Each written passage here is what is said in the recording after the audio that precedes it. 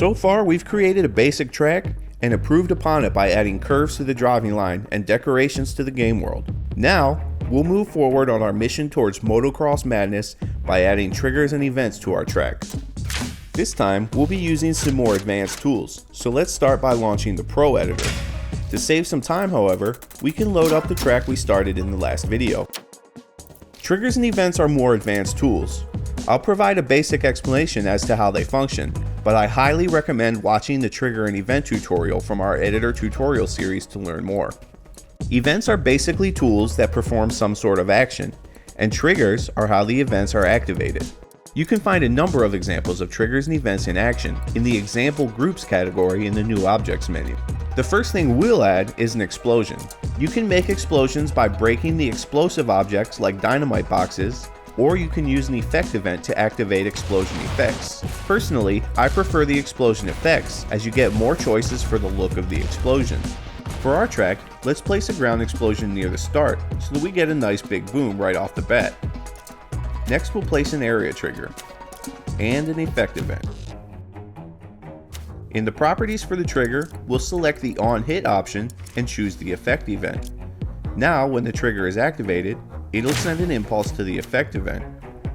In the effect event properties, we'll choose the Select Event Targets option and then select our explosion effect. Now, the event knows that when it gets the impulse, its job is to activate that explosion. Let's give it a test.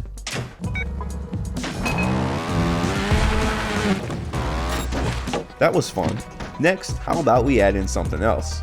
I've created this obstacle here with a barrel pile too high for the rider to pass. The idea being that once the rider gets close enough, the plank the barrels are sitting on will break and the barrels will fall out of the rider's way.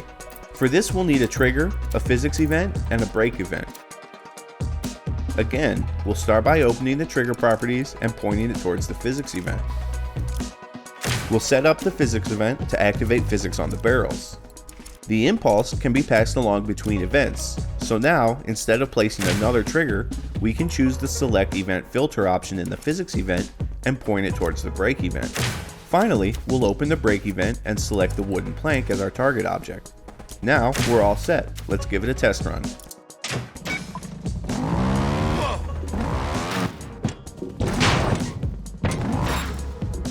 Finally, let's end this thing with a bang. This time, we'll place an explosive object on or around the finish line, and since we're using an object this time, we'll use the break event to blow it up. In Trials Evo, we can also use checkpoints as triggers, so this time, we'll use the checkpoint instead of placing a trigger. This will ensure that this explosion can't be accidentally activated before the rider finishes the track. In the checkpoint properties, choose the Select Event Filter option and point it at the break event. Then, in the break event, make the target object our explosive. Now we're all set. Let's give the track a test drive to see the results.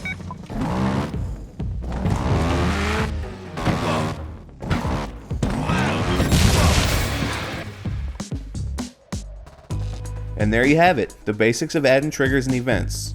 Again, I highly recommend checking out these lessons from our track editor tutorial series if you have any questions regarding the tools we used in this video.